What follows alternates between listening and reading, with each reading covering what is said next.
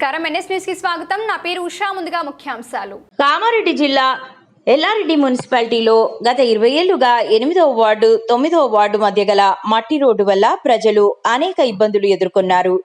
ప్రశాంత్ గౌడ్ మాట్లాడుతూ ఎల్లారెడ్డి ఎమ్మెల్యే మదన్ మోహన్ గారి ఆదేశాల మేరకు పెద్ద మసీద్ నుండి ఆజాద్ గ్రౌండ్ వైపు గల దర్గా వరకు సిమెంట్ రోడ్ ప్రారంభించడం జరిగిందని అన్నారు.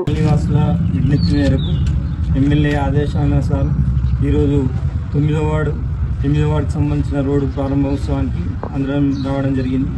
దాదాపుగా 20 సంవత్సరాల నుంచి కూడా ఈ రోడ్డు లేక ప్రజలందరూ బాగా ఇబ్బంది పడ్డారు. మున్సిపల్ నిధులతో ఈరోజు పనులు ప్రారంభించుకున్నాం. ఇక్కడి నుంచి మొదలు పెడితే మా పెద్ద మసీద్ నుంచి దర్గా వరకు ఈ రోడ్డు శాంక్షన్ అవ్వడం జరిగింది. దాదాపు 50 లక్షల నిధులతో ఈరోజు ఈ రోడ్డు ప్రారంభించుకోవడం జరిగింది.